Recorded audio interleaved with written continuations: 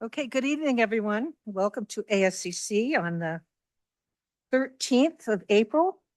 And we went on a site visit this afternoon, which was really helpful. And we did not do a second site visit, but anyway, so we're ready to go on the first item. And do you want to do roll call, please? Yeah. Okay, roll call. Commissioner Vaughn, Here. Commissioner War, Vice Chair Dixon, here, Chair Breen. Here. We have a quorum. And so at that point, we'll take oral communications. Do you have a report that you want to give first? Yeah, so I just want to give a heads up for those attending online that the video is not working. So the video to see the people in the room, but we do have mics working and we'll be able to share the presentation and whatnot, just as a heads up. And for those online as well, if you would like to speak when there are opportunities for public comment, please raise your hand. Thank you. And so then we will go on to public comment. Is there anyone who wants to speak to something that's not on the agenda tonight in the schoolroom or in their homes? No one in the schoolroom? Is there anyone online? No one online that I see. Okay, so I'm going to close public comment and we're going to move to the first item on the agenda, which is the fencing at Tagus Court. So is there going to be a report on that? Okay. All right. Good evening, Commission. My name is Robert Rivera. I'm a senior planner. And tonight we'll be hearing an architectural review for a fence extension located at 10 Tagus Court. And the AAC is reviewing the fence permit application, and because the planning staff has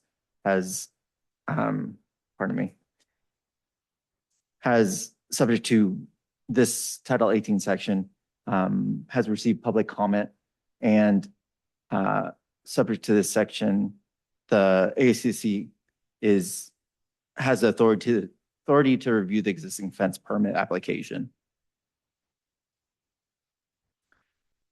Here's the vicinity map of the fence. The fence is located at a residential estate zoning district at 10 Tagus Court with a parcel size of 1.25 acres with an approximate average slope of the entire parcel of 23.4%. All adjacent uses around the subject property are residential uses.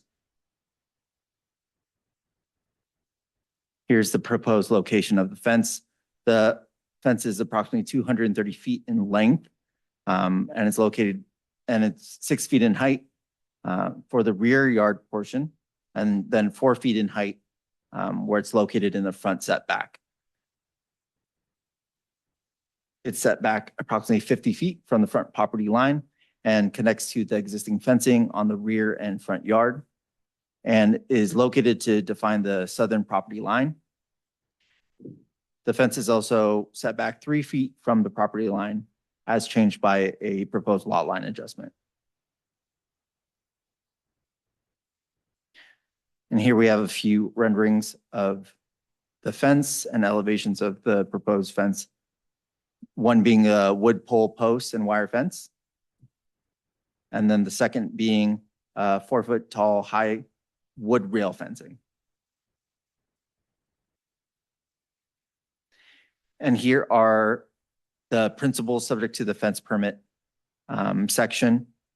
Fences should be designed with consideration for the open space. Tradition of Portola Valley, fences should be used sparingly in order to preserve a sense of the shared scenic resource of the community. Fences should be designed with respect for the movement of wildlife and the protection of views. And fences should be designed with materials that should blend with the natural environment and maintain the natural form and rural ambiance of the town. Staff recommends that the AAC should consider staff's report and presentation, the applicant's comments and public comments for this fence permit application. And staff has included draft conditions of approval if the ASCC wishes to approve the proposed project. And this concludes staff's presentation. Are there questions from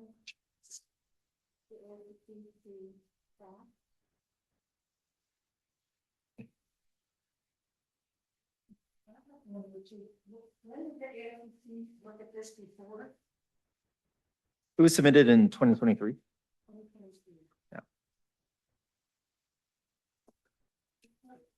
I have a question for staff. Where is the town with adopting the state of California wildlife fencing? The neighborhood fencing? Is that in reference to the room to roam? Yes, Or, thank oh, you. okay. I went blank and couldn't remember, so I made up words. Yes. So we're not, that is not we haven't made any amendments or adoptions yet. I know Conservation Committee had been working on efforts with updated requirements to the fencing. But that is in the works and would be a future zoning code text amendment. Okay, thank you.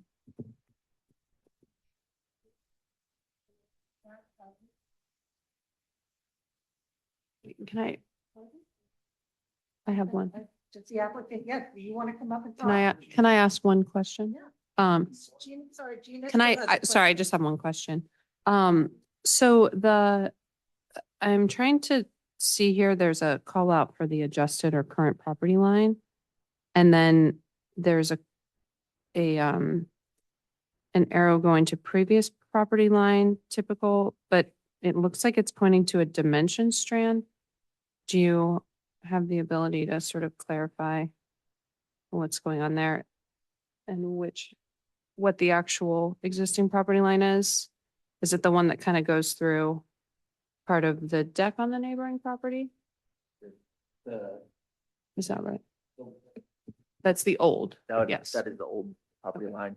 Yes, okay. I'm just trying, the arrow's a little bit, there's 3 different lines that it's sort of pointing to, so I just wanted to be clear on I that. believe the lot line is still pending too, so it depends on when the lot line approval is, but I think the applicants can speak to the lot line approval. Okay, thank you. Okay, applicant.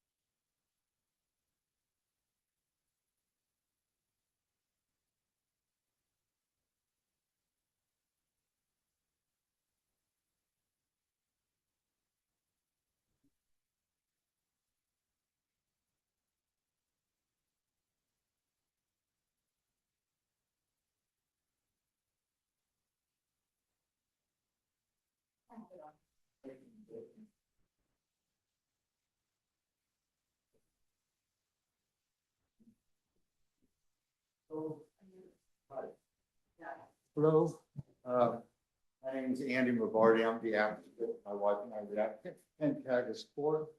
On the last ASCC meeting, we were directed to go out, to go back and be neighborly and see if we can come to some kind of a understanding or negotiate. And when we initially came out of the schoolhouse here after our initial meeting, we approached our neighbors and asked them if they were willing to work with us. And I was told that they wanted to work only with my landscape architect, and would not accept anything less than 20 foot, which doesn't require my understanding for ASCC approved. We then were contacted by them on an email a couple of days later and want to know when our landscape architect would have revised drawings. And we told them, he's working on it now. And I'm just going off, trying to go off the number, about 2 or 3 days later, they emailed us twice and said that they wouldn't accept anything less than 20 foot. And the last email from them was about 20 foot, and tell your architect to keep in mind about the loud barking dogs. So then, because they wouldn't accept any further than 20 feet, we didn't have anything. They weren't willing to negotiate, and to us, it was like a moot point because they weren't willing to negotiate. So we came back to them. After that, they actually decommissioned that pool. So that pool is not there. It was decommissioned. Oh, May of 2023. Yeah, and so we came back to them again and asked them if they would consider a 3-foot setback from the property line. And they said that they wouldn't accept anything less than 20 foot. So we're coming back again to the commission and asking for directions. We've been accommodating our neighbor over years. When we first bought our property in 2005, we discovered that their pool was about 3 foot away from our property line, and their walkway improvements were close to about 2 foot into our property line. The neighbor approached us, Herb approached me and introduced himself as, I'm the neighbor next door. Did you see where the property line is? I said, yes, I did. You should grant us 20 feet. I said, well, I'm okay with it. I'm fine with where it is. And over the years, we got to know the Schilling, Herb and Sil, and became good friends with them. They eat at our house, we eat at their house. And after several times asking us, because Sil expressed to us that we always thought the lot line was 20 foot from the pool, and we feel that we've been cheated. So we told them, well, we'll meet you halfway. We'll do 10 feet from it. And they were very happy with that. And now it's, since they decommissioned the pool, we want to use a larger part of our land for gardening and general use. I'm also finding out that when I go over to my property line, he approaches me and he's very aggressive with me, and I don't, and he's harassing me. He's harassed my dogs. I have documentation of that many, many times. So I'm just looking for some kind of a fair treatment here. I think that I don't know why his and her non-conforming improvements that I have to keep setting back my improvements. I don't know why somebody does things without permits or permission, and I follow the letter of the law, and I'm the one making all the compromises. So we came up with the 3 foot because that's what ASCC approved when we did the lot line adjustment. ASCC and planning approved in 2010. I believe you folks were on those committees. You on ASCC and Carter on planning. And so the 3 foot was determined between Tom Velasquez, I think his name was Baston. Tom Velasquez. Yes, and you folks and my neighbors, they were the original applicants for the lot line adjustment, and they stated that the purpose of it was to get closer to a conforming setback for their pool. So we paid for half of everything to relocate and to get it through the city and the survey and everything. We're just trying to be as neighborly as we could and trying to do a good deed. But after we talked to them about we'd like to move our fence closer to property line, they told us no, and that we were required to get a permit for anything that was closer than 20 feet. This is what Herb advised me, so we went ahead and we applied for a permit, or we filled out our application and now we're at ASCC and the staff has approved the 4 principles and recommending for approval. That's my understanding of it. And we need 4 principles. We don't know. I guess I'm just looking for some guidance from you folks. I just want things to be fair. I do everything within the letter of the law. I've never had any code violations. I know there's code violations, open code violations around me now. And I also know driving up and down the Alpine Hills, there's a lot of non-conforming fences that are up. And I just feel that we're just trying to do it, you know, the right way and respect the Portola Valley's principles. And so that's, I can't think of anything else right now, but that's basically it. If someone was just willing to move a little bit on their side and we move some on our side, but doesn't seem like it has to all be from us. It doesn't seem fair. And looking at like the logistics and things of where the lower deck is, we've been to their house. I mean, it's got to be at least 20 times. And we always sit on the primary deck, which is about, you know, it's right off of the kitchen. And that's, so I mean, that's the primary access. So I'm not sure why something 80, 90 feet away would be that, you know, infringe on their privacy. We never had an issue with that.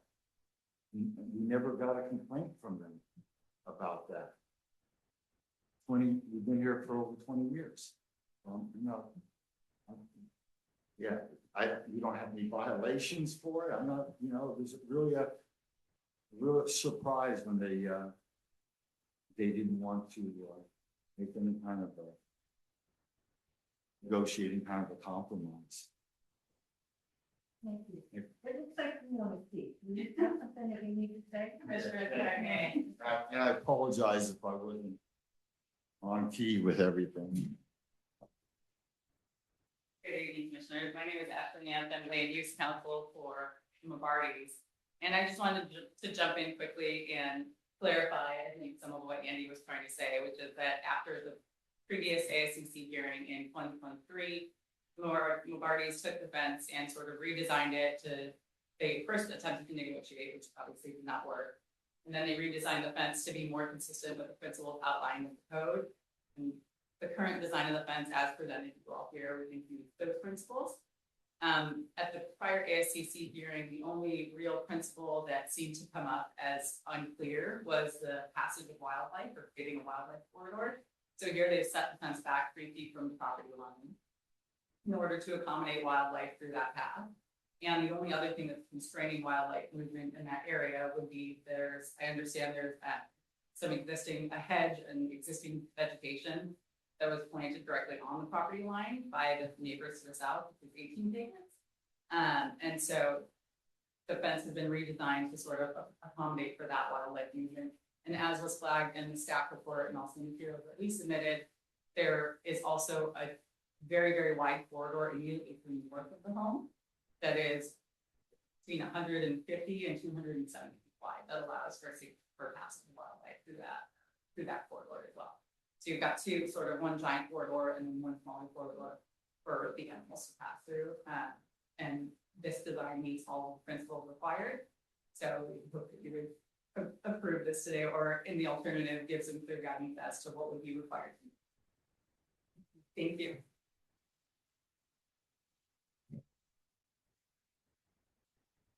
Any questions of us, please?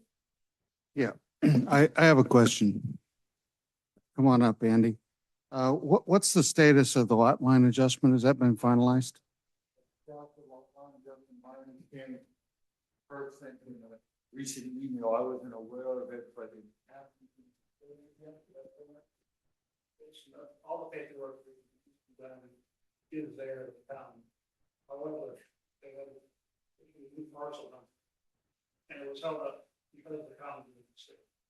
And basically sat with however long the things you get. Anyway, that was, the law line doesn't in 2000. 2010 until now, it has still hasn't been reported. Probably why I was doing it.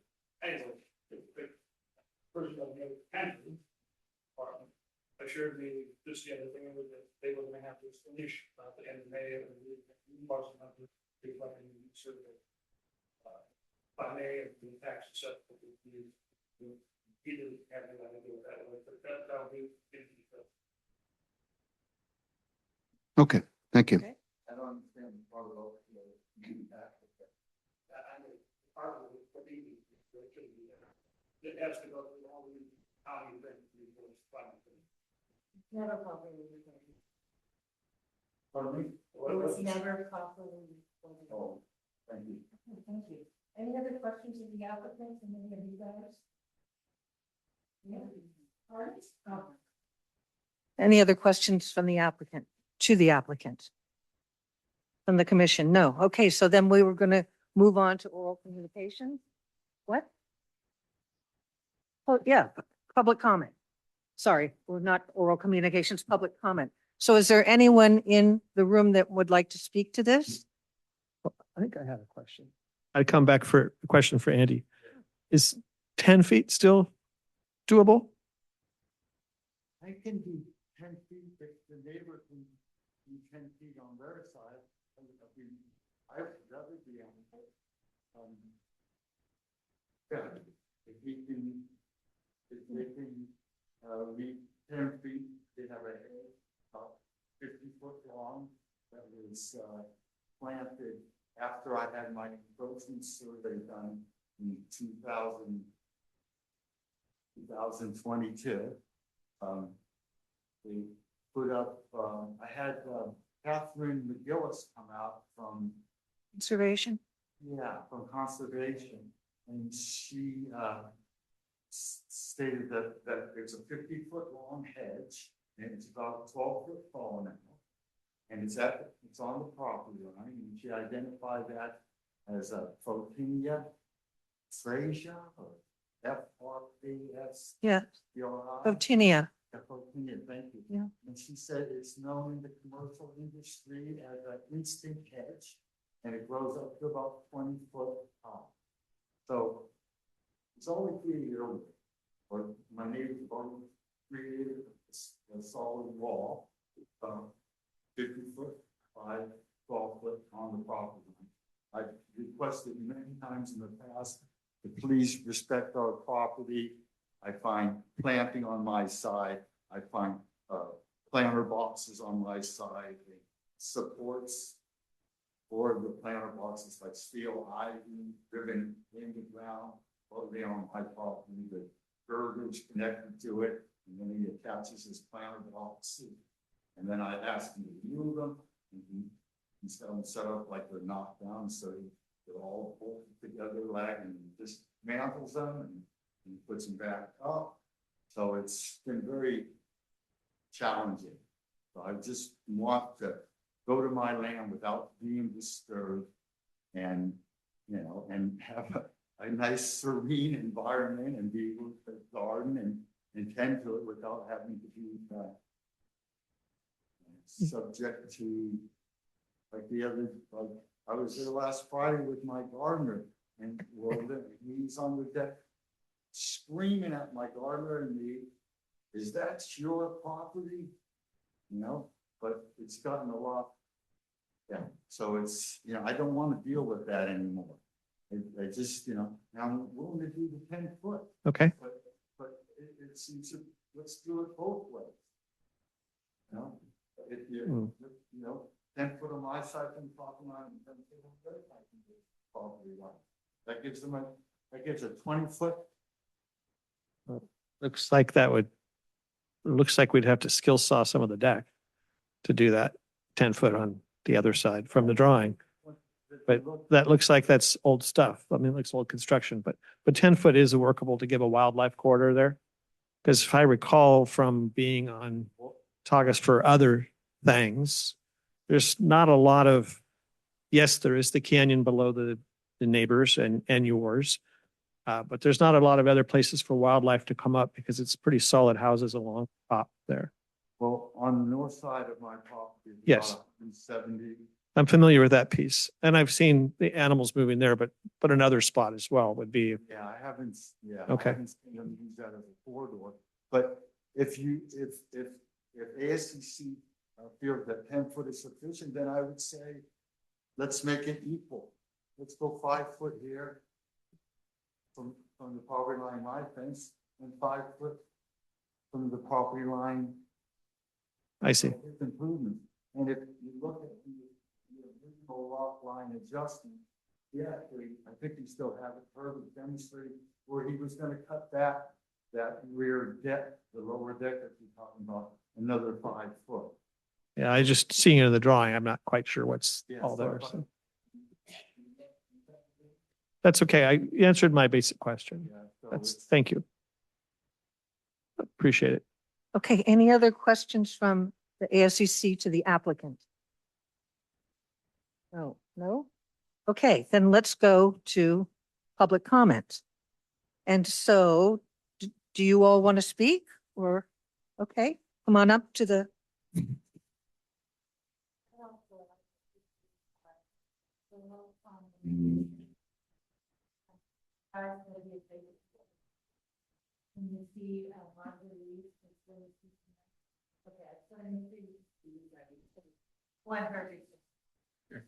Okay, Hi, my name is Herbert Schilling. I'm also speaking for my wife who couldn't be here because she had recent medical issues that confines her to the house. We do own the house at 18 Tagus Court, and we are the neighbors most directly affected by the decision before you. From our perspective, unless we're missing something as far as the code is concerned, well, I'll continue. Portola Valley's fencing standards are not just technical rules. They reflect the core community values, preserving open space and shared scenic landscaping and using fence sparingly. From our perspective, Mr. Barbardi hasn't addressed these issues in his fence application. And, putting another fence in there when he has seemingly sufficient fences already doesn't seem to be in respecting Portola Valley's fencing codes. And while the Architecture Review Board doesn't indicate Barbardi's reason for additional fencing, the primary reason given at a previous hearing the last time was that he wanted to define the southern edge of his property. The purpose runs directly against both the spirit and the intent of the fencing code. Mr. Barbardi claims that the existing vegetation screen would keep the fence from being visible from Tagus Court and would provide privacy. The statement is not accurate. From Tagus Court, the first approximately 60 feet of the proposed fence has no meaningful vegetation covering and would plainly be visible from Tagus Court Road and from our front yard. The next 35 feet does have covering of vegetation for screening between the two properties.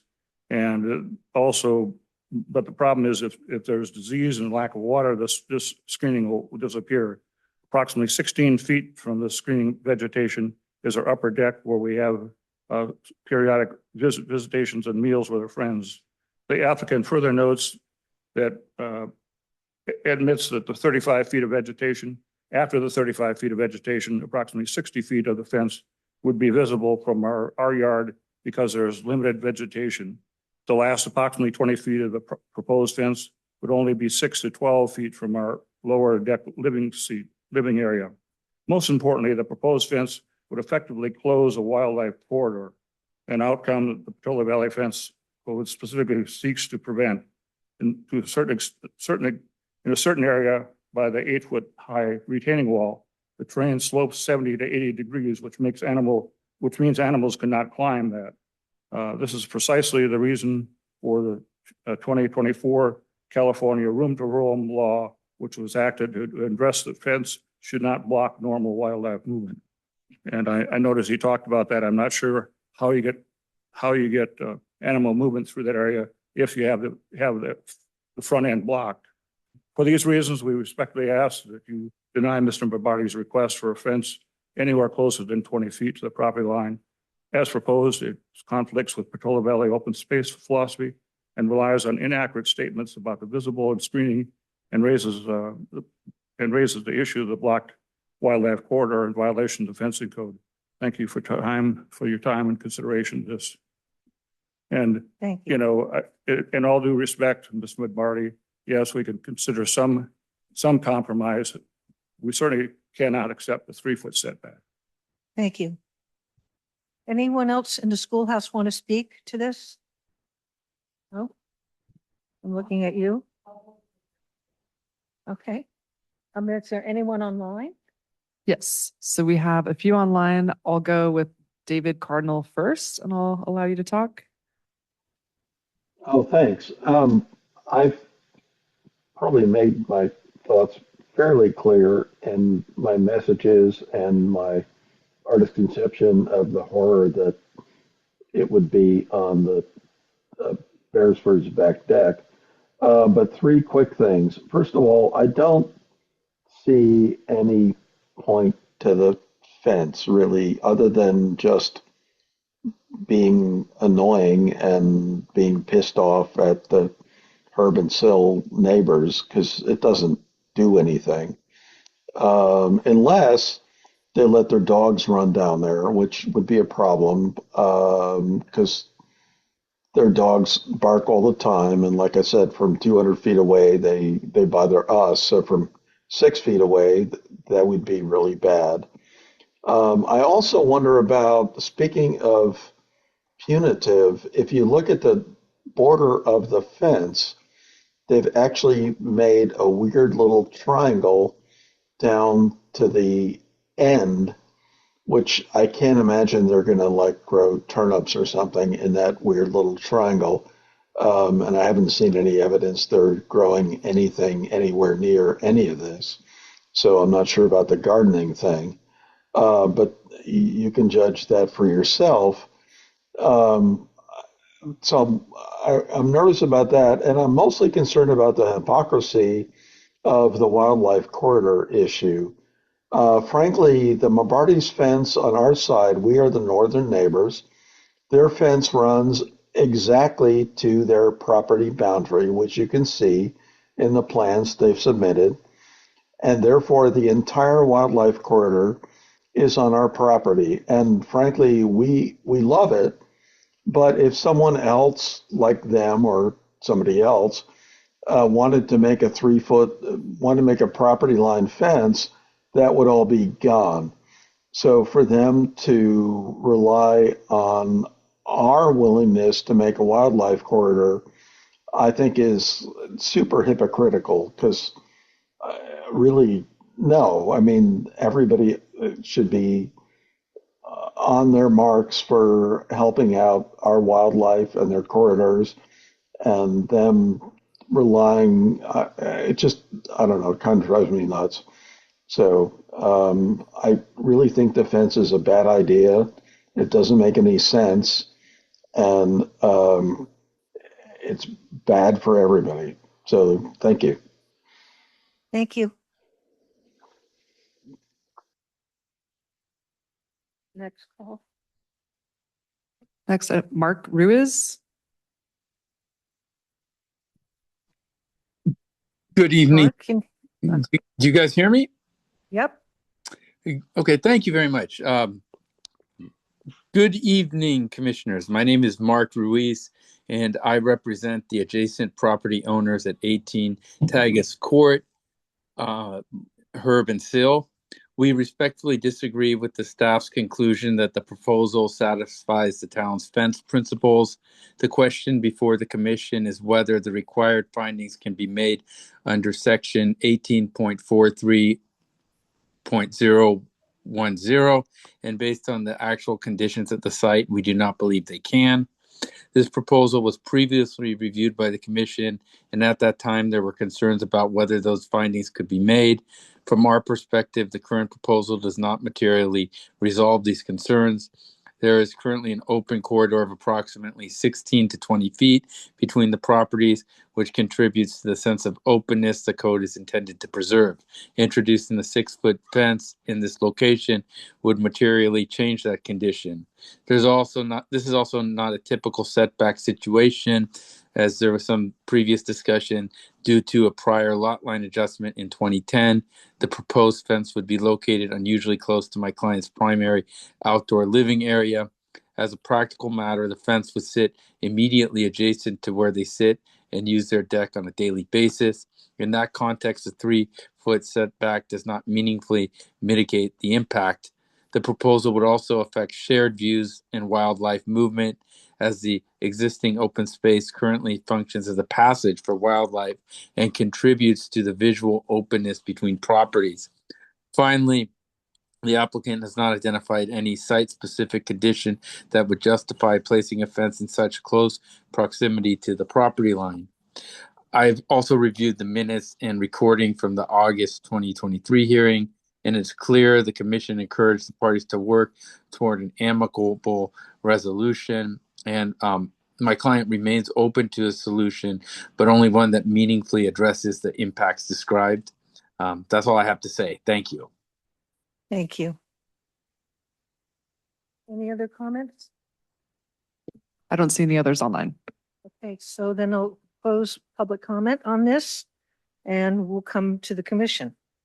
So, Oh, apologies. Someone does have a raised hand. Oh, no, they lowered it. pardon? They lowered it. Never mind. Lowered it. So this- If any, one more, if there's anyone online that wants to speak, please raise your hands now. But so far, I don't see anyone else online. Okay, so public, oops, yes, did it go up again? Okay, all right, public comment is closed, folks.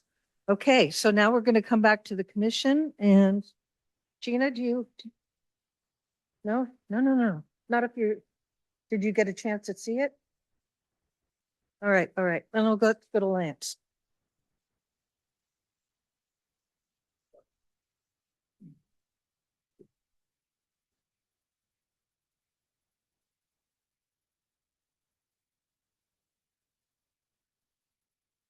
Only note on the drawing that you provided with larger print, thank you for my eyes, that some of the slope there is 12 and 18%. And I mean, that's right on the edges of what the town would allow, anything exceeding 20%. And it looks like from the topo that's here that it falls off quite a bit steeper further down the property. So I guess my initial impulse when I looked at this and kind of was to try to place King Solomon here and chop it in half. Wildlife has a lane. You each have a lane and you have some space. And that's kind of guess where I'm at right now as I look through this and try to sift out. And I realize there's a lot of other things there and I don't think you get to talk at this point, sorry. But that's kind of where I see this myself. Splitting the 20 to 0, and 0 to 3 to 0 to 20, go to 10. And it looks from the drawings to go 5, 10 on the other side would be deconstructing some of the residents to make that happen from the drawings. And I'm not sure that that's an equitable trade in my mind. Sorry.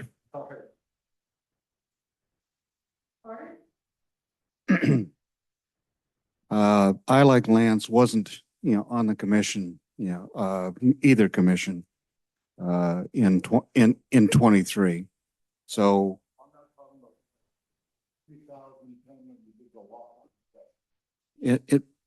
I think I was on the ASCC at that point, maybe, but I was never on the planning commission.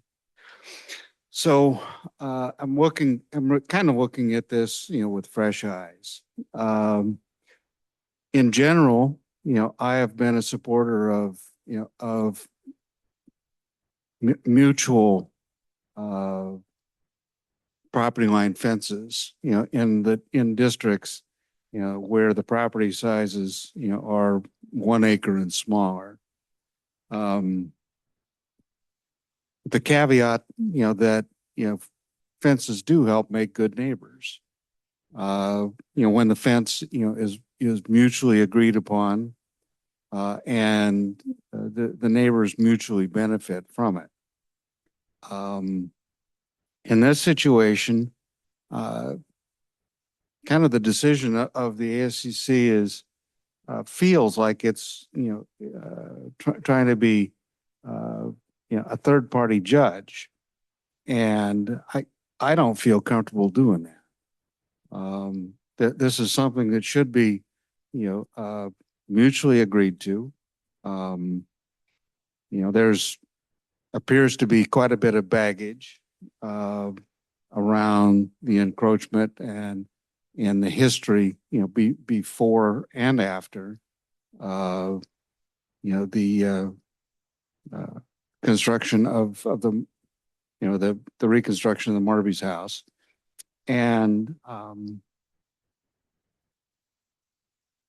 if I were to default right now, I would probably say that, the existing fence location provides, a reasonable, rational domestic fence, for, a rational use of the property. I'm uncomfortable by, the discussion, of, encroachments and kind of the relationship between the neighbors. And I've never wanted or appreciated the ASCC's, sometimes difficulty, when the issues are less about aesthetics and less about function and less about what the Architecture and Site Control Commission was intended to prevent. So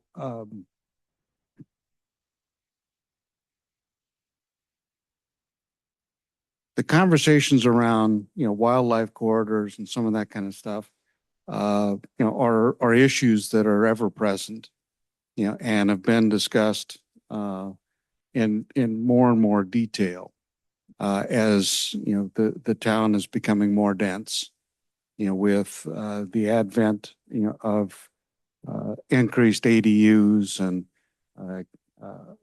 junior ADUs, and the desire, by the state to eliminate much of what the ASCC was intended to do is to protect, the aesthetics, of the town and the ethos of the town. So I'm pretty uncomfortable with this. So if I was to default, I would say leave the fence where it is and work out your domestic issues between the two of you, so, and come back, when you can agree on it.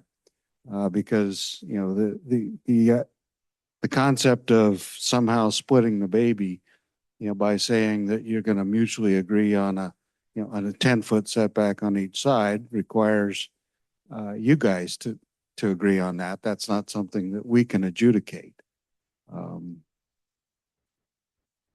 A judge might, in civil court, but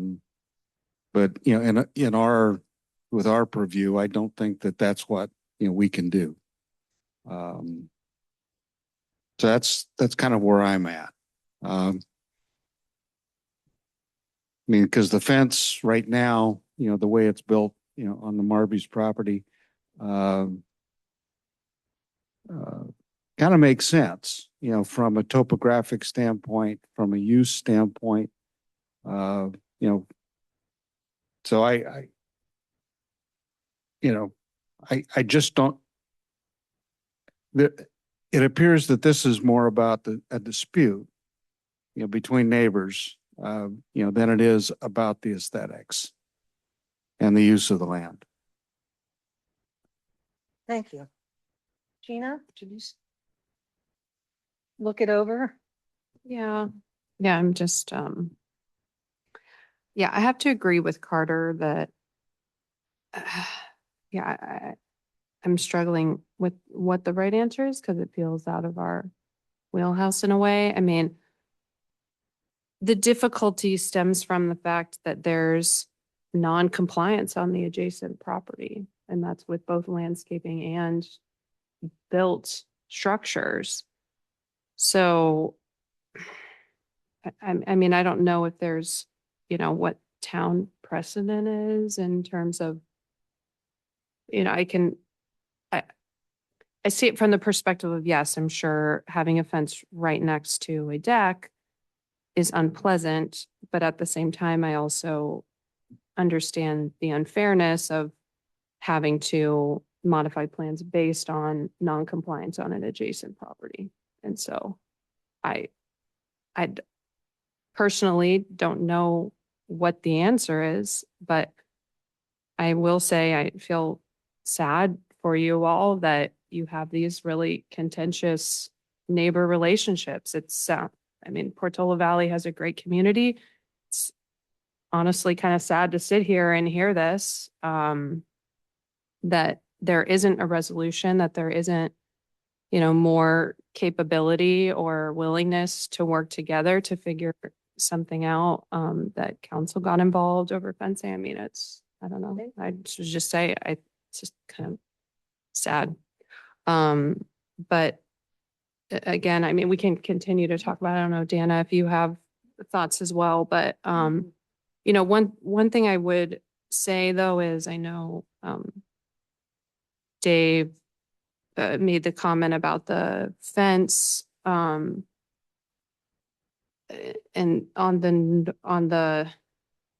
sorry, I'm trying to orient myself because I don't see, okay, on the north side, there is actually space. I'm not saying there's a wildlife corridor there, but there is actually some space along the side there and it does close in. Just in looking at the plans. But gosh.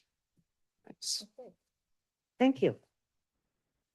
I kind of had the same feeling that what she just said. This makes me really sad. For my community, for the people of my community. I mean, we work things out.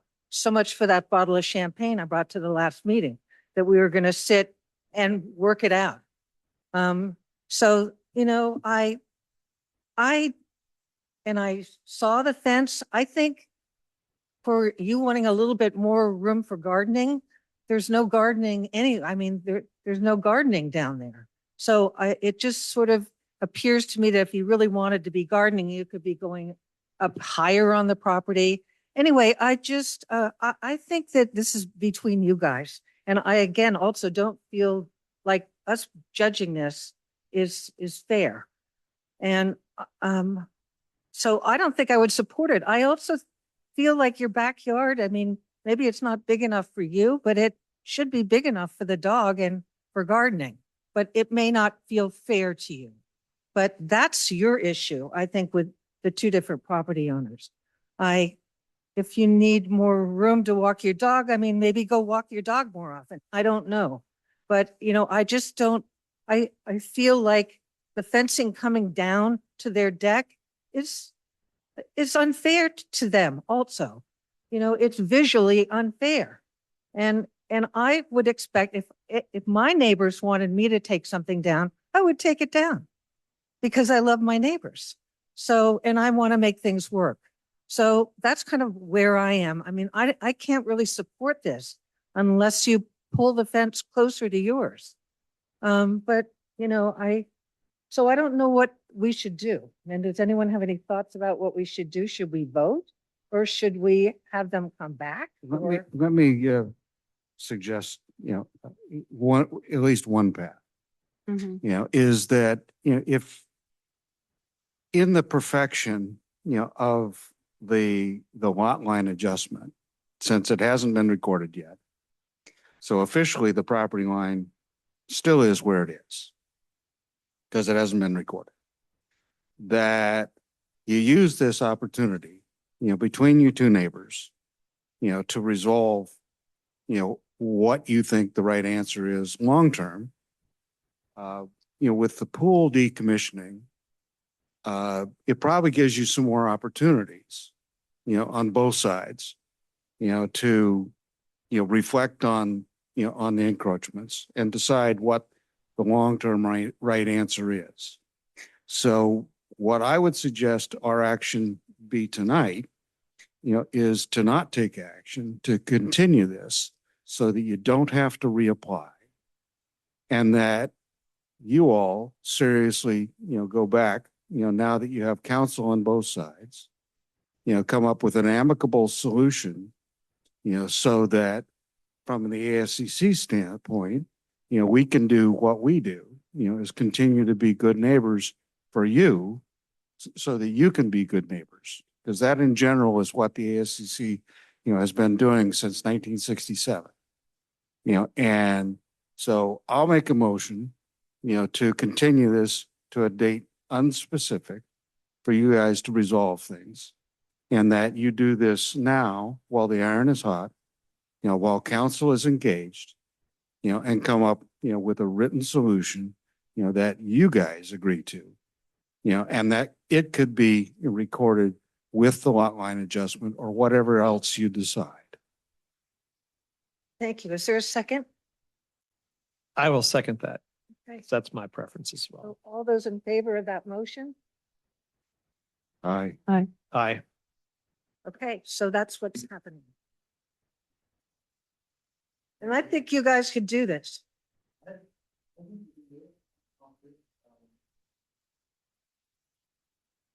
I'll keep the champagne cold.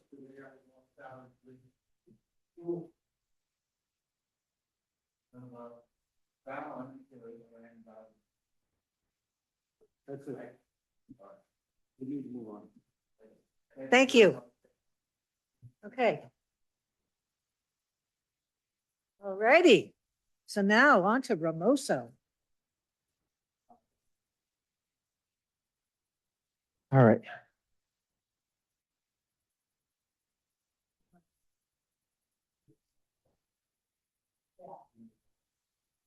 If you guys do plan to speak, you can come up here and, okay, and sit. All right. Yeah, that's right. Okay, that's, all right, let's go. Here we go. All right. Robert Rivera 195 here again. Ramoso. The next project is 195 Ramoso Drive. It's an architectural review and site development permit for a new single-story, 5,345 square foot residence with detached garage, basement, pool, septic system, retaining walls, and associated site improvements. Here's the vicinity map of the subject site. The subject property is approximately 2.72 acres located north at the end of Ramoso Road. The property is zoned residential estate, 2.5 acres, and is surrounded by parcels that are also zoned for residential use. The subject property is approximately 2.72 acres in size. Here's the site plan for the existing structure on the site. The existing structure is approximately 5,100 square feet. And here is the proposed site plan. Pardon me. The proposed project is approximately 6,729 square feet. The maximum impervious surface is 12,558, with the existing property approximately 10,000 square feet, and the proposed being 8,509 square feet. Here's the southwest elevation. This is the front-facing elevation with the front entry view and the view of the family room and laundry room as well. And this is the northeast or the back elevation of the proposed project. Here you can see renderings of the gym and pool view, the kitchen view, as well as the bedroom at the northern end.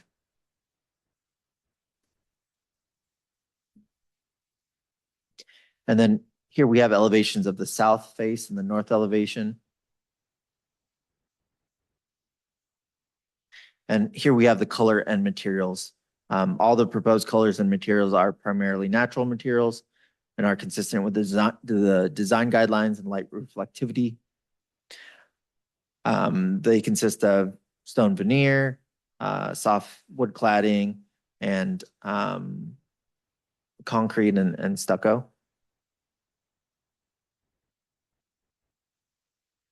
Here are the existing fences on the subject property. We have an existing 8-foot wire fence managed by Stanford University. There's an existing 7-foot wood wire fence, and then an existing 5-foot wood fence for the entry, vehicle entry and pedestrian entry. The project's proposing a new pedestrian and vehicle gate, as well as a new retaining wall. And there's also a 6-foot wire fence around a small garden near the kitchen. Here are some views of those existing fences and the proposed fences. The proposed fences are a wire mesh fence, that being 6 foot tall around the kitchen garden, and then the pedestrian and vehicle gate being 4 feet tall of the same materials. There's also an address marker. Here's the proposed exterior lighting. All the exterior lighting is compliant with the dark sky ordinance, as well as the town's outdoor lighting ordinance.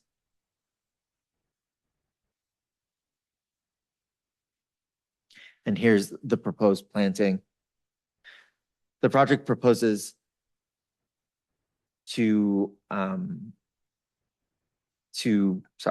the site contains 45 trees, and 25 trees are considered significant due to size and species. The project's proposing to remove 8 trees, none of which are considered significant. Most plantings are proposed in natural groupings near the residence and pool. Landscaping is proposed to be aggregate mulch with predominantly native plants.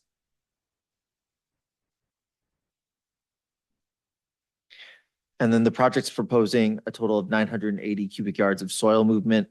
And this is subject to the site development permit. Grading is proposed to primarily facilitate the location of the residence, site work, landscaping, and pool.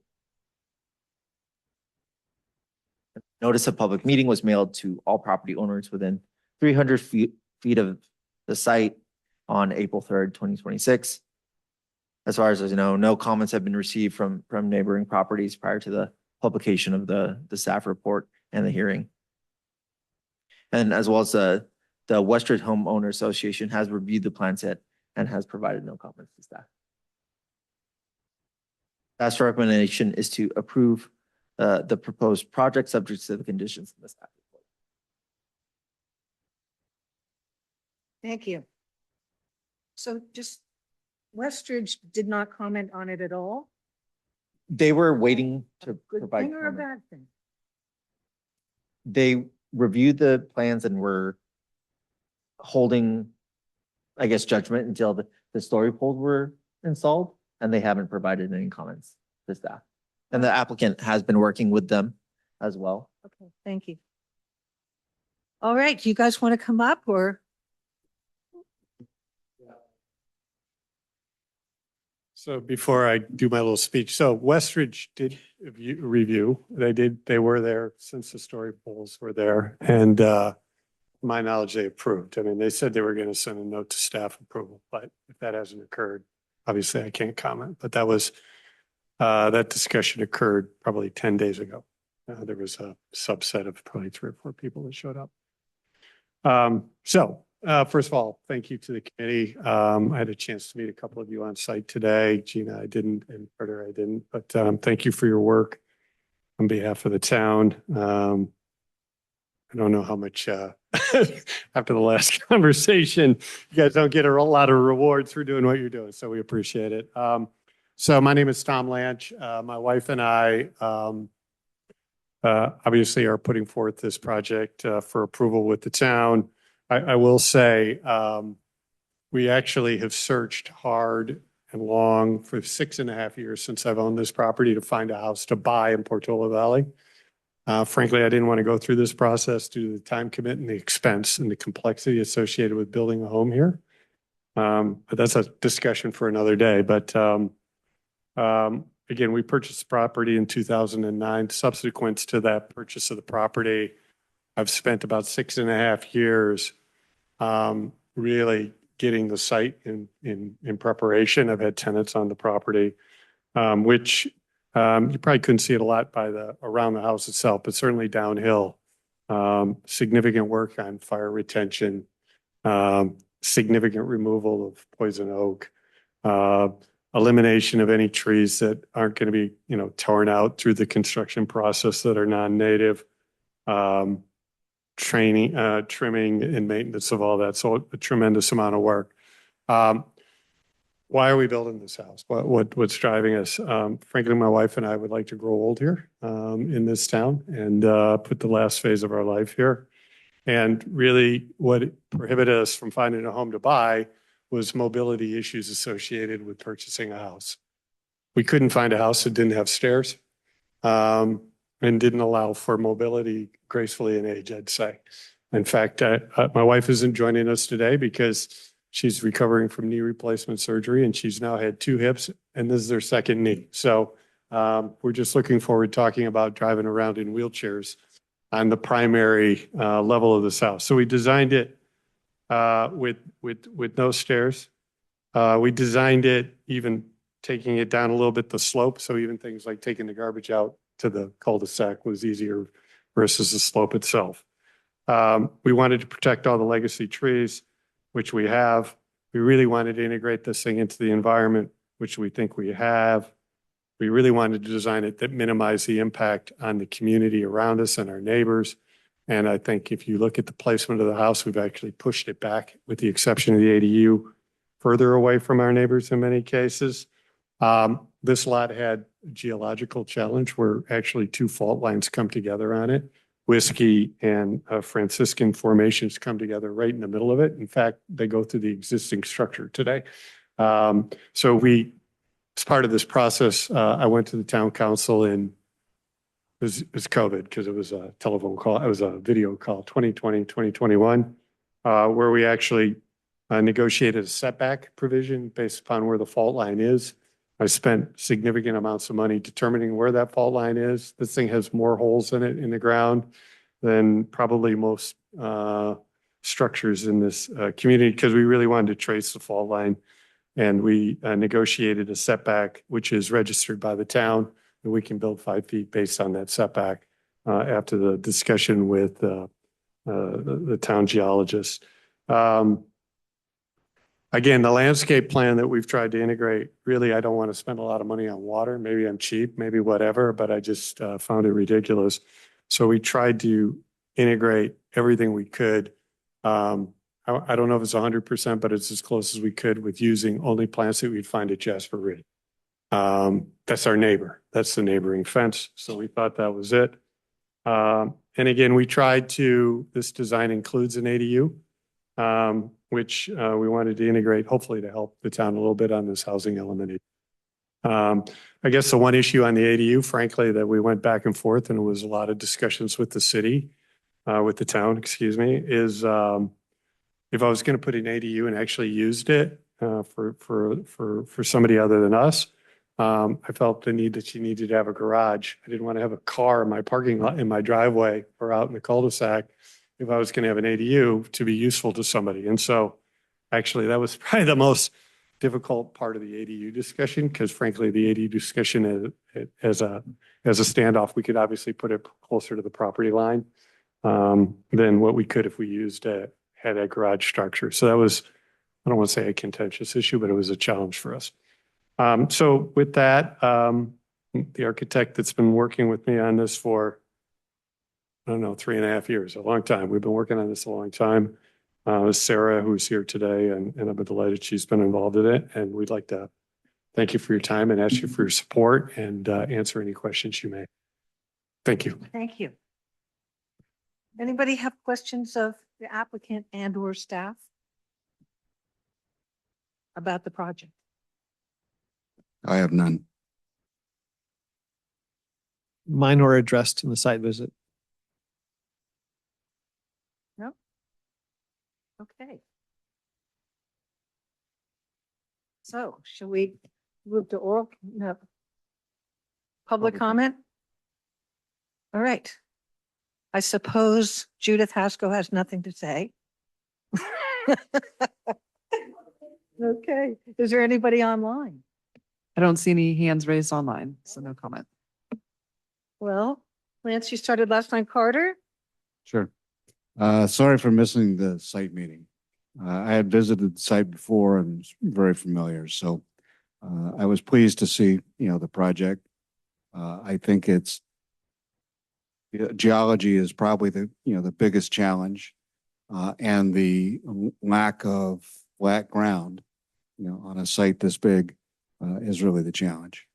I appreciate what you've done, with the grading for the driveway. I'm a little anxious about, the more than 2,000 yards of dirt that's going to have to be, hauled away, and the cost, and the impacts associated with that. I frankly would have been, supportive, of retaining more of that soil if you could find a way to, to utilize that, in a productive way.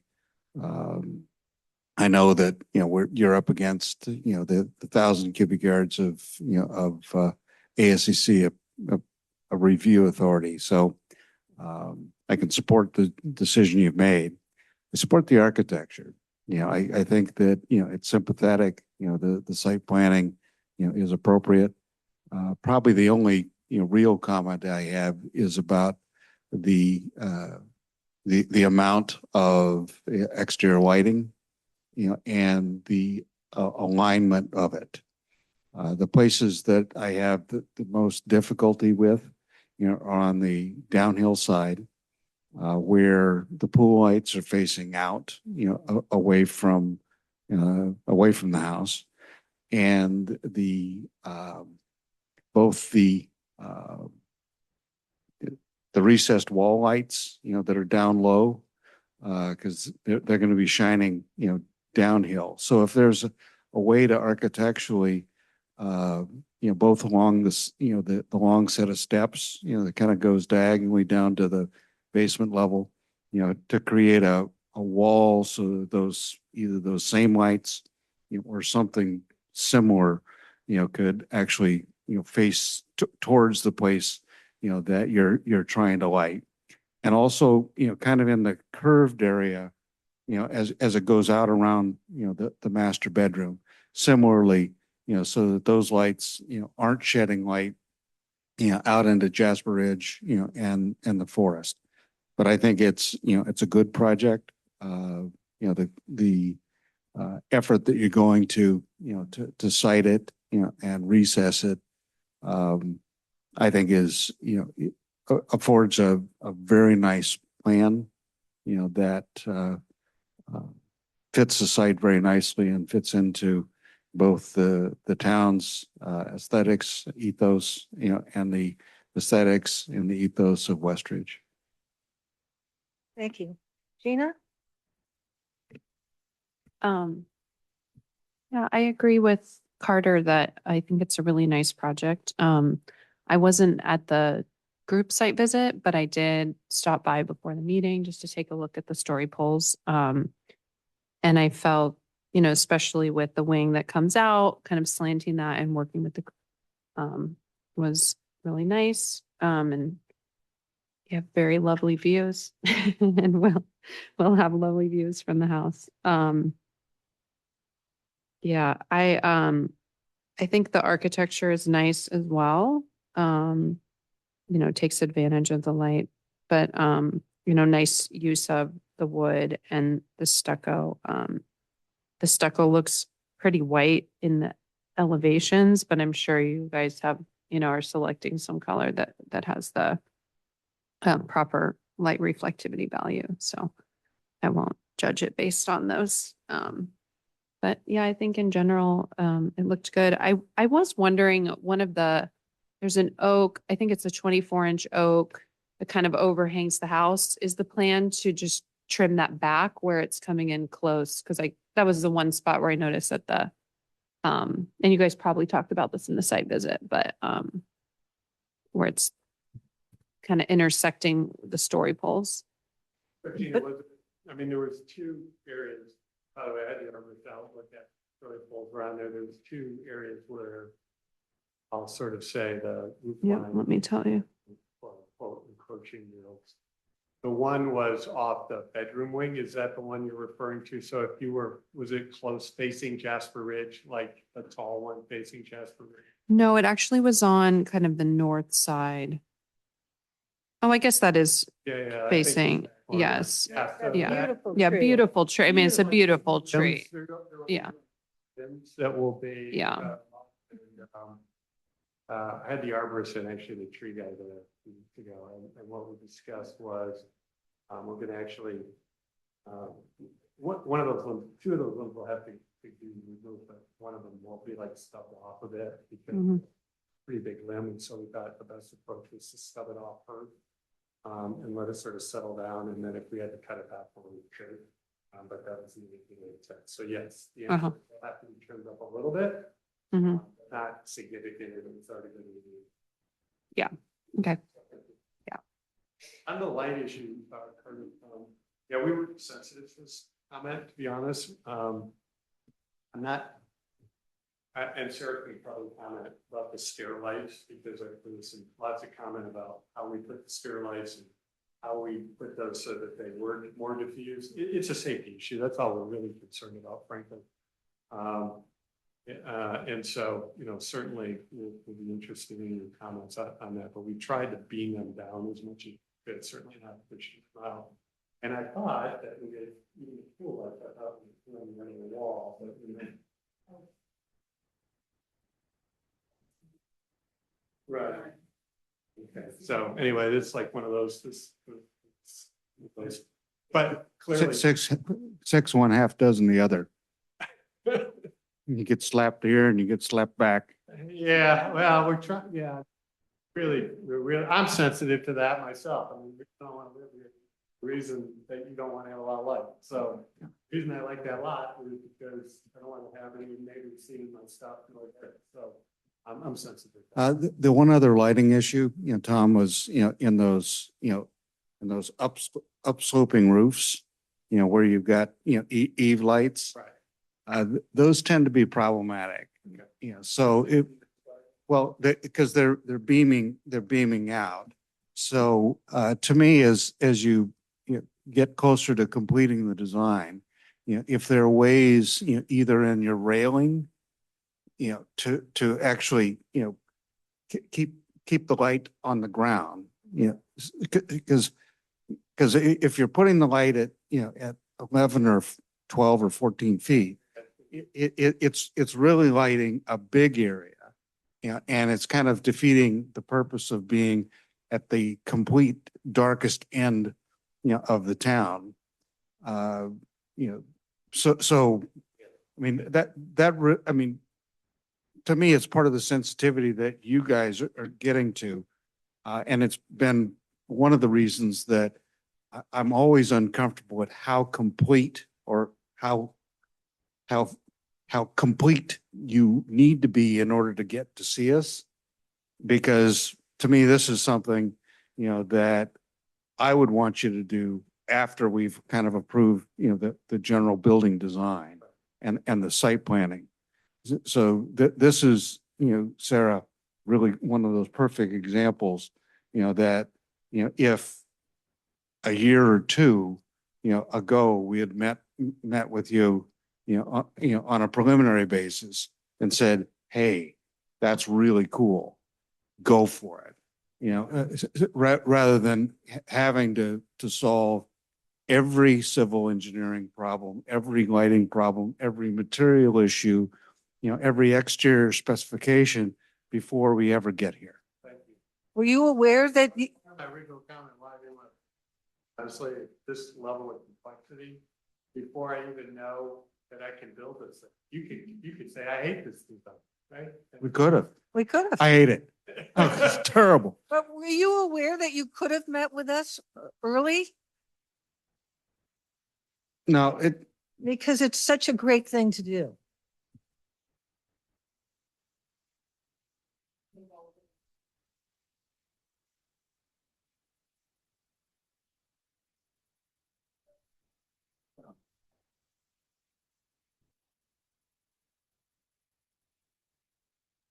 I think maybe I misunderstand, because how, was that last year that we put together? I think it would have predated you guys starting this, Yeah. but to just do a loose, non-hearing preliminary meeting with us is something that we started and have, advised the planning department on to be able to do that. Yeah, so that's an option now. I know that doesn't really help you. Sorry, that wasn't ready for you when you were ready to get started. But that's, you can come with sketches. So, in the future, if you're starting up a project, I would definitely recommend taking advantage of that. I don't think Tom's going to do it again. Yeah, not you, but yeah.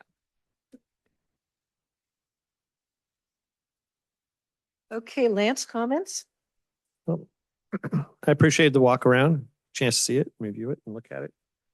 Like Carter, I had circled some of the lights, the eve lights, I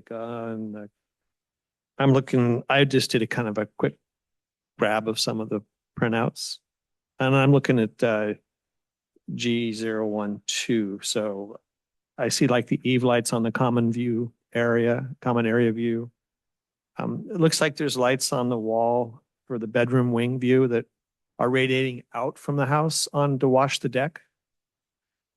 Maybe try to turn those around, and maybe you could bury them in the railing and low and wash the deck, but not wash the wall. Not wash the wall from overhead. If you wanted to see an example, there's one just down the road here at night, up on the hill right before you get to Westridge, where you can see the effect of having those overhead lights on, washing the wall, and illuminating a lot of the yard. And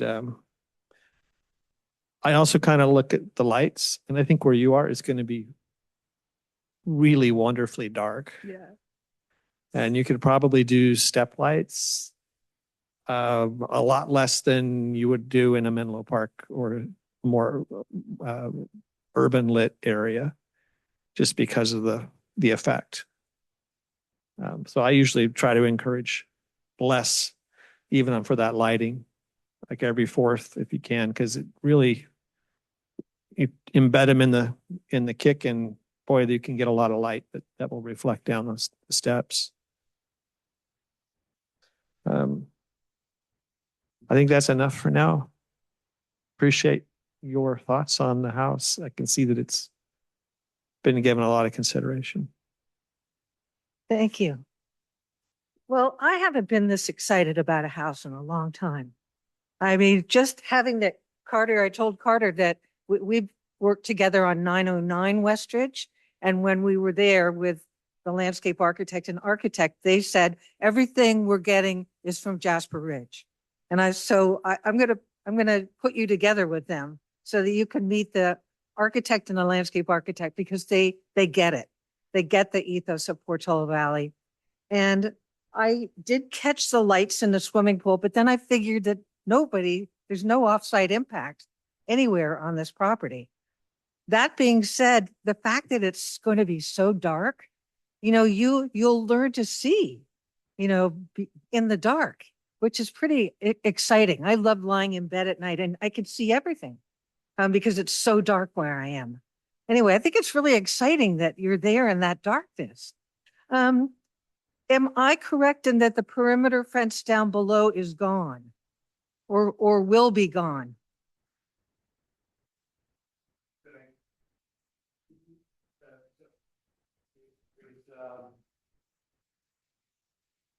I'm just trying to get, I just don't want you to perimeter fence. be removed and replaced. The fence that's on basically the entry fence to the cul-de-sac. So Yeah. it's small, it'll be lower. The fence that is on the property line that I share with John, there won't be any change. It's just. Okay. The fence, that actually is my other next door neighbor, actually it's their fence and it only goes down halfway down the hill. Okay, Stops. At the bottom of the hill, there's no fence. good. So, you know, beyond, and then you have Jasper Ridge. I mean, if I had to be a complaint, the worst fence is Jasper Ridge. I mean, frankly, it's 8 foot and no animal can pass unless they go underneath the creek that's down at the bottom. That's the worst thing, but. I just wanted to make sure you weren't perimeter fenced because Yeah, that so- wouldn't work. Quite a bit of access from the property, if you're facing downhill to the right. Right. Halfway down, that's fully open. all the Good. way. Awesome. And then the bottom down to the creek area where the shared line would be upstream down below the stuff. There was, gone, was one, I took it out. And I like your guys' comments about lighting. I just make it, it's very important not to wall wash where you're going to be. Yeah, the other thing is that, again, it's not, we're sensitive to that. On the other hand, we call it's like any entrance where there's a retaining wall. When you come in from the driveway on the right hand, so there is one and there'll be a meeting. It's dark out there, so you gotta have some light on that wall. I circled those. Huh? I circled those because sometimes when we're being crabby, we say, you know, your car has a headlight. You know, but I think you do need lights on that wall. I know it's really there. and That's where right. it's got, So I support those also. I usually talk about where's the pool equipment, where's an air conditioner if it's necessary, but I don't think that that's going to be an issue on this property. The pool equipment, you won't see it. Yep. Back underneath. Turn off. We're hearing it. And, air conditioning, you're not gonna see that either. It's sort of hidden under the. So you won't see it. Yeah. Look, we've had answers to most of the questions, to a lot of our questions. It's for time. Well, can tell you're kind of a polymath. You're into everything. So it's fun that you've been studying all this stuff. I think it's great. I'm so excited for you. I didn't think I'd know the flora and fauna of Portola Valley like I knew. That's for sure. Well, I'll send you an email if I can get it and introduce you to Let's Go and Jess Fields, because that'll be fun for you. Do you know Jess Fields? Oh, anyway, and Let's Go's a really an interesting landscape architect, but he also said only from Jasper Ridge. Anyway, I totally support your project and I'm excited for you. And so, So I'd like to move approval, of the project as proposed. With the, caveat being, to reconsider some of the lighting as as the design matures, to appreciate, the outdoor darkness that is, and to, continue to come up with sophisticated, responses, to keep the area dark. The overall goal, would be to reduce the number of, light sources, and what the shed of the light would be, as viewed from offsite. I think it's great. second, I'll second it. all those in favor? Aye. Aye. Aye. So you're on your, ready to go. Here are your plans back. Do you want them? I can take them. Well, I mean, Thank yeah, you. yeah. That's it.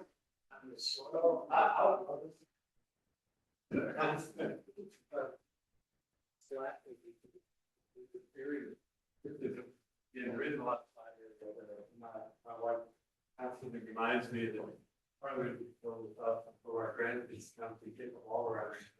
So it's gotta be in that front area. So we agree we can bring it down to reuse as much of that as we can.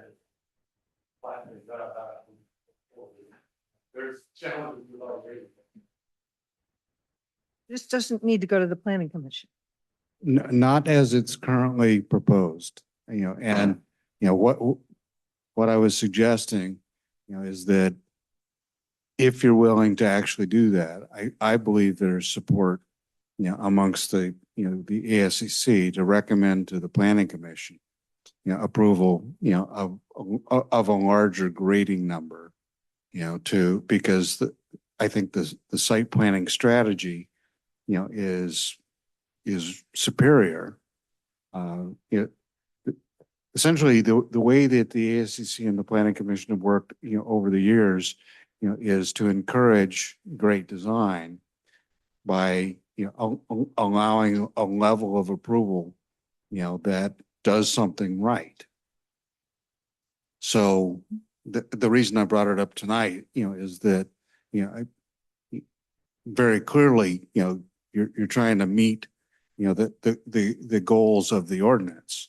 At the same time, there's dispensation, that the ASCC could essentially say, through our meeting tonight, that, if you wanted to save some yardage, and make a little flatter ground someplace, and do it in a way that, is both, supported by, your own geotech, would be supported by the town's geotech, doesn't violate, some of your leach field issue. Because this site is complicated by, not enough flat ground, not enough disposal area, for leach field, not enough flat ground, and so you may default to where you're at right now, but it would have been one of those things early on that I would say, gosh, don't see that, as a finite limit, the 1,000 cubic yards. So if we were to pursue that, because again, I mean, it's a cost issue, it's a thought issue. I don't know. If we were to pursue that, what is the, we can deal with that prior to the building permit? How do I take that information? Because I can tell you, this was the conversation. Lots of conversations occurred on it. It was a constraint because we were trying to abide by. Well, Tom, if I could, through the chair, that cow may have left the barn already, because you've already invested so much in so many conforming documents, that you may say that option is gone. But I think that, anyway, It's not gone yet. I mean, it's gone until I have. yeah, but Perhaps it's not feasible. but Perhaps it's not a good feasible use of time and treasure. But it could use up some calendar time, to make another set of conforming documents, and, depending on the process, but, because if it goes over, 1,000 cubic yards, our authority is expired. Right. And then it has to go to the planning commission. That's why we didn't do it. And so it's probably wasted breath, on my part, but I always want to support, good projects, doing good design, and so it really is something that you guys, should strategize about and talk with staff. And if we had met you early, I would have suggested that you put in an outdoor bathtub, which I have, which you need a snorkel to sit in. And it is unbelievable. I did design an outdoor shower, and I saw that. the purpose not only of an outdoor shower, but be able to wash my dog outside. But to sit in the bath the other night in the pouring rain was just so unbelievable. I think that. So, all right, well, enjoy and good luck to you guys. Okay. Here we are. Yeah, we'll pick that up. Right. Okay. Are we doing minutes and reports? Yeah, we've got meeting time. Oh, You want to push it back to 7 o'clock like it I says? don't. Yes, I do. I do. You do? You want I to be at do. 7? That way I could have dinner before I come. Okay. I know. Today I had like 5 minutes with my kids because I got home from work and had to turn. It's just Yeah, because I mean, hard. And I'm I'm, hungry. I'm You eating guys- dinner. Yeah, she gets grumpy. Okay, let's do it. Okay. So we're moving to 7. Yes, I had it as an item to vote on, but yeah, I mean, there was a little blurb in the staff report that we've been meeting at 6, but in the code, technically ASCC should meet at 7. So I just wanted to put it as an option. If you really want to change the time, it would ultimately be a vote of town council if you wanted to meet other than a time other than 7 PM. So the easiest route is to agree to meet at 7 PM, and then that's how we'll continue to notice meetings. And so if you guys noticed, if you guys are meeting at a time that's not 7 PM, it gets noticed as a special meeting. So that's why this meeting online, you'll see it says special ACC. So we just are catching up with certain requirements and saw that, the meeting time is different than what's in the code. So I move we go back to our appointed time of 7 PM. I'll second it. All those in favor? Aye. Aye. So we're Yes. done with that. All right, minutes really weren't. We've got informational items. Pretty bare bones. Was Commission, staff and committee. Yeah, report. bit. Oh, there was. so, but we need to approve them. So, yes?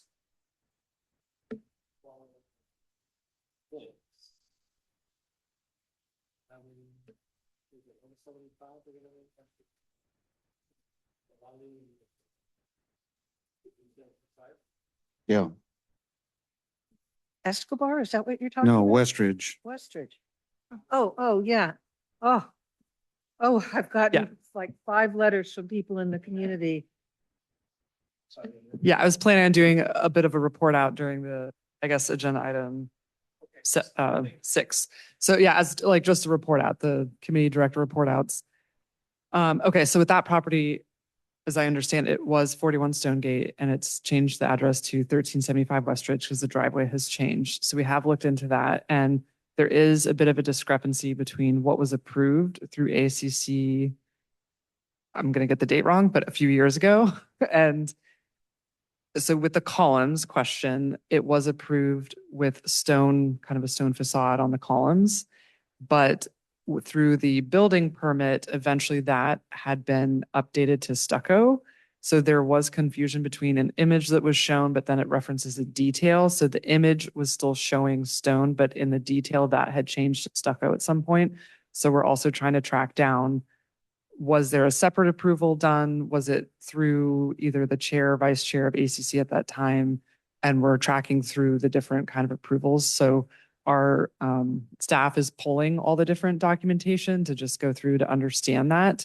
But as we've traced it, the building permit was issued, so it was approved. So we're also trying to go back and I guess do a little forensics to understand, was there something else that was done or a misunderstanding with kind of what was approved and why was it different than what was originally approved at ASCC? So we're tracking that a little bit. I think the bigger issue, Sarah, is that with the ASCC approval, we ask about fences, and I believe on that project, they said they're not changing any fences, and there's a significant, fence, on the Westridge frontage, that has these, big square masonry blocks, pylons, and then, a pointed top fence, that is so out of character, with the town and what in the Westridge ethos that it's just weird. Yeah, and So pulling up the plans that was approved was the iron fence and the columns. not by the ASCC, Fine. not by the ASCC. It was. The documents we went back to the plans and the minutes and pulled up the exact image. I can confirm though. So I'll just say that's what I saw, but I can confirm and send you guys the images. But from what I saw, it was as approved. What looks a little different is the detailed design of the actual iron fence that's going in. There's some, instead of just it being straight kind of iron, I don't know what to call it, but yeah, it's not straight, it's straight. And then there's sort of a little design detail at the bottom. That was the one difference that I was unsure kind of how to apply that. Yeah, those were The thing that Approved gets from me what I is saw. concrete balustrades. Now, I want those gone. So that's what we're checking into, how that got to We the would building never have permit approved. level. I mean, that just wouldn't have been approved. What? Thank you for the update and appreciate the research. I know it's time consuming to do that. It's a lot of work, having had to go back through heavy plan sets on some jobs. So I know it's hard.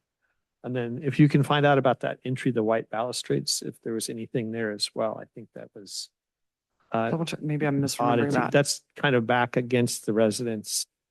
Yeah. Towards the old 41 Stonegate entrance, kind of back on that.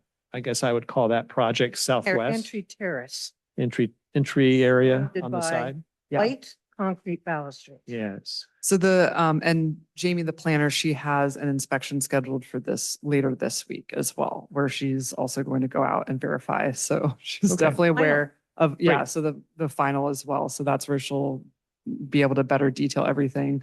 Otherwise, we have images and things that you can see from the street, but she'll have the full inspection, I think is on this Thursday.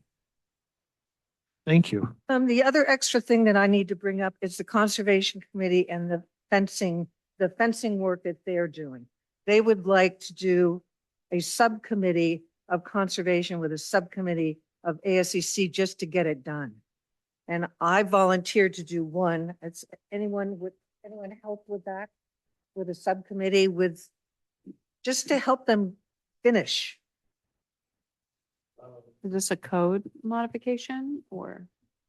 It's just not happening. They're- And they they're- want- They're hoping for a significant code modification. Yeah, I have an update with this. So I met with Conservation Committee, Marianne, Rebecca, and kind of a group. So the outcome of this is, one, just making sure we have a better understanding of delineation of roles, because this crosses into town work when it becomes code update. And I want to make sure we have an understanding of what is committee work and at what point does it transfer into town work. So we know that there is a variety of updates that we want to do with the code, and that should be planned later for next fiscal year. So fiscal years July to June. So starting in the next fiscal year, that's something that I would like to budget for, is to make sort of these code changes that we really would like to see, because conservation's done a lot of work and I think it's great, but I think we're almost at a point where we need to make sure that that is either budgeted for or it's incorporated into our work plan and we have staff time to take this through the finish line. So that would be the appropriate approvals forward that way. And that's how I foresee work going in the future when it's crossing into kind of the code level work where we want to make sure we're doing our due diligence. We can still lean on Conservation Committee to help with a lot of the things and things that they've been doing and the research and diving deep into a lot of different things.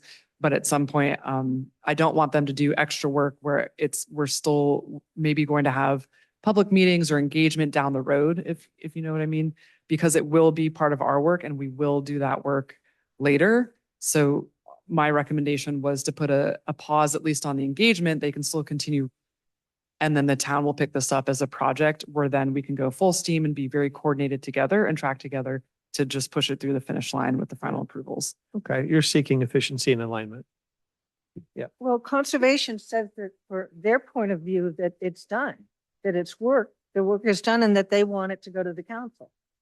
So anyway, that's why they asked me today if we could help them move this thing along. Okay. So I said I would talk to you guys and see if we want to. Do you want me to do that? Set up a meeting with some? Can we? Let's see if we can figure out where the there is. All right, I said we would be willing to help, but I don't Okay. even know in what capacity or. Let's go figure it out. Know that they want it done. I'd like more definition before I say yes. Okay. All right. Yeah, I would just like to, that's news to me that they said they would like it done or finished, because it's a little bit different than what we discussed. I think there's still a lot more work that needs to be done. And as we saw tonight, there's a lot of discussions around fencing. So there potentially this sort of end piece of making sure we've done all the engagement, we've incorporated all the things we want to see. We're looking at all of our other standards. And that's where, speaking of it becoming kind of town work, to make sure we're doing our due diligence and looking at all the aspects of our code and is this what we want as a community? So that's where I think we should look to better coordinate and make sure we're moving forward together. We were really close to approving it and then you were the one that kind of pushed back Yeah, on I, conservation about property lines. yeah, I have great difficulty with it because, some of the things that, they were gonna, it was gonna become a, first come, first served, and, I could see, a really big problem because I think that there is a disconnect, between, what the Conservation Committee is trying to do, versus what I think the majority of people in town, want to have, as an opportunity for them. Because I, like I said, on the previous project we looked at, tonight,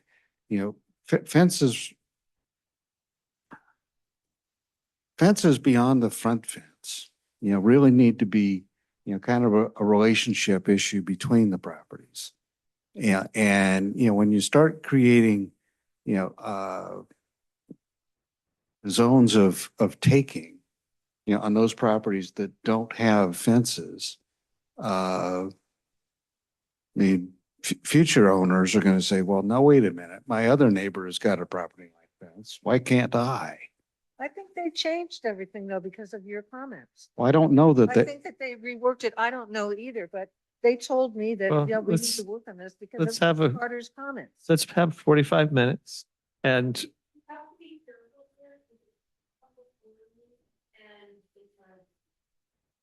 Right.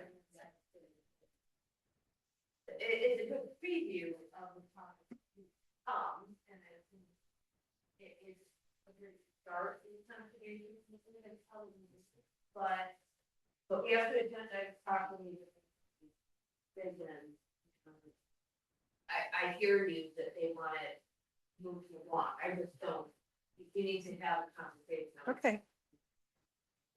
So let's not meet with them. Let's hear from you guys first. I mean, I haven't even read it, so I don't know. They just said we need help getting it done. Okay. And I like they called me this afternoon to ask me that. Okay. waiting and getting better alignment before we start digging Gotcha. into it. I think there's a as part of the, commission staff and committee reports, I think there's a question that Lance has got, regarding some tree removal on a project that appears is more significant than we approved. You mean Westridge? Is it, I mean, that was one of my planned report outs was if it was 389 Westridge. So because we've got. If you is have that a report, correct? if you're willing to share it, that'd be great. Yeah. So, because we've been getting a lot of questions around this. So the property did remove trees and did a variety of unpermitted work. So we had issued a stop work order. We're going through a couple different things and identifying kind of where they're out of compliance, how they will come back into compliance. And of course, the question of these unpermitted tree removals is there. So we've been making progress on that. There's an arborist that went out. We finally have everything formally documented and we're going to give them a formal letter that identifies everything and what are the next steps moving forward. So we're still working on what are the next steps moving forward with the tree removals because they've removed some things. It might update landscape plans. And so then it might almost re-trigger reviews. So there might be things that come back to ACC or that we need to talk to Conservation Committee about. So there, I would say it is a pretty big issue we're working on as a team. We've got a couple different staff members that are going after this and that not going after, but addressing it. And also our code enforcement officer is involved too. So that, they're not authorized at the moment to move forward with certain work. And that was kind of the point of the stop work order is to kind of have that be our grounds for them to address things before moving forward. So it's very unfortunate because in some cases, what's done can't be undone. And so we're trying to do the best we can to work through that. And so we've also met with our attorney. We're evaluating, are there certain fees or fines? How can we move forward and make sure that, they're aware that of the things they weren't supposed to do. Excellent. Thank you for the update. It's just, I'll let the process proceed. Any other comments you want to make about anything else or questions about how this? I had a question. There was the project, no, I'm blanking. It's the one that got withdrawn. 145 Lysandra. Yeah. Yes, so that one was scheduled to do the continued hearing tonight. And they had withdrawn the ASCC application as you see it and are choosing to go through the route of SB9. We haven't received anything further as far as I'm aware, but if and when they submit for the SB9 application, I think I'd sent this in an email, what would be applicable through SB9 would go that route, but then if there's other things that would trigger ASCC review, they would come here. Because as you know, the SB9 will facilitate the unit, but if there's things that go above and beyond facilitating the units, then it would come for review. But Does it facilitate the house? Say it again? Does it facilitate the house or just the accessory dwelling unit? Well, they haven't formally submitted through SB9, so I'm kind of almost considering the application on hold. If they've withdrawn the ASCC, but they haven't formally applied in the other route. So I can keep you, posted or aware of sort of when they come forward with additional materials.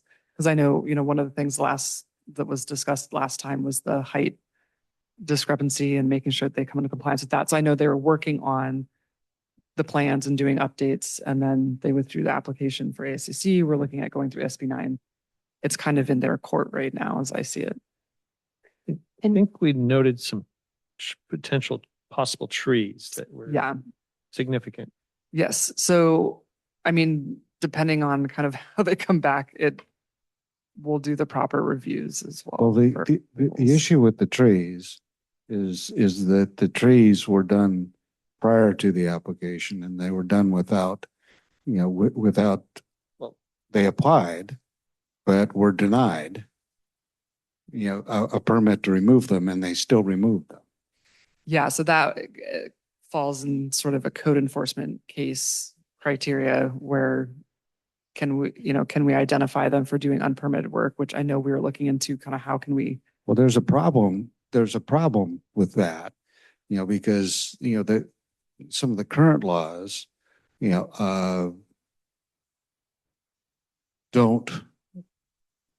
actually say, there's one in particular, I don't remember which one it was, that became effective in January that said that, existing nonconformities or, existing zoning violations can't stop a project from moving forward. And I'm confused by the language of it and whether or not our heritage, our significant tree ordinance, actually, has any teeth in it anymore. Yeah. And there were blue oaks and they are measured at a different diameter, a much smaller diameter. That's right. So they cut down all the blue oaks.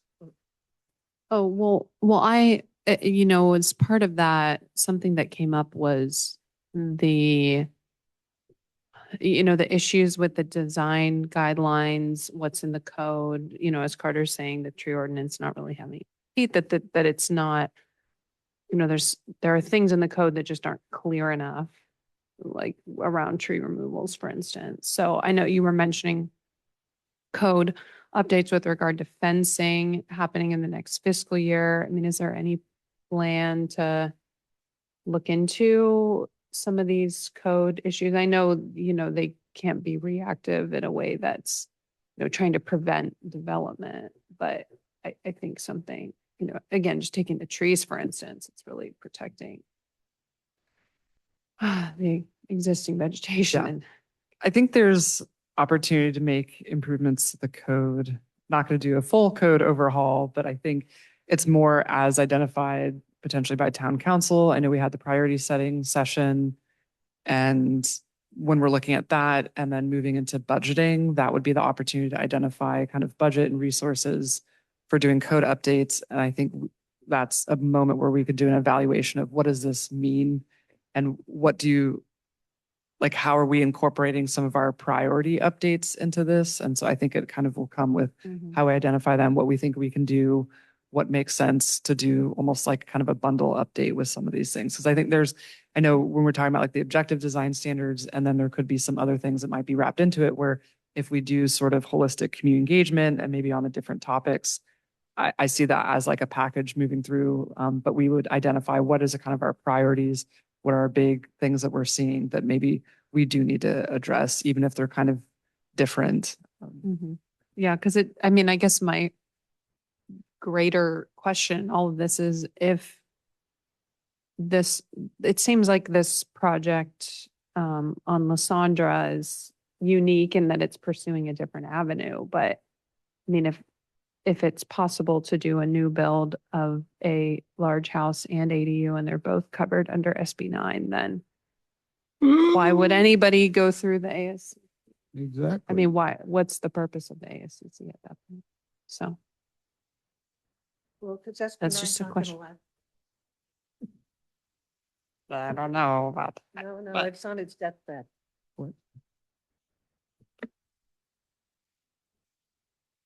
Yeah, you don't have to answer. I was just thinking it might be something we agendize.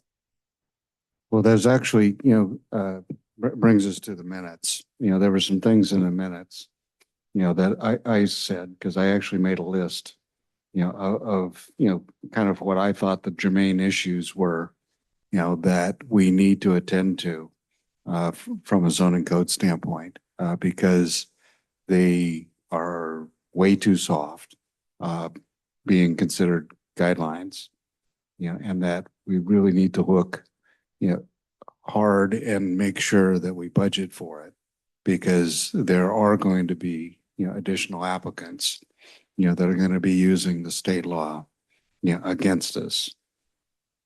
So we need to, it's probably the most important work that we do, in this coming year, in this year, this calendar year, not the fiscal year, to actually, go through and start to make some significant changes. And what I suggested, at our last meeting, was significantly reducing, what is allowed by right. Because the town isn't clear, because it had been very genteel, about saying what was allowed. And to me, if you're going to, have some section of the ordinance that gives people rights, and we still want the ASCC to have, any kind of, horsepower, to influence design to be better, that, we need to have a tiered approach, where the bar for what's by right is low enough that it can't impact anybody. Right. You read some things into the record for council, I think, to look at, didn't you? Yeah, so I think we still need to hear back on that, right? Yeah. I mean, there were some things that I was asking council input on, but I don't know if it's, been elevated to that. I know you guys get our minutes, but probably only after they're approved.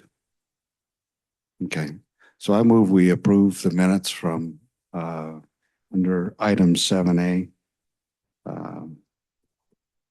Second and agree. All those in favor? Aye. Okay. I move adjournment. Everybody done? Okay.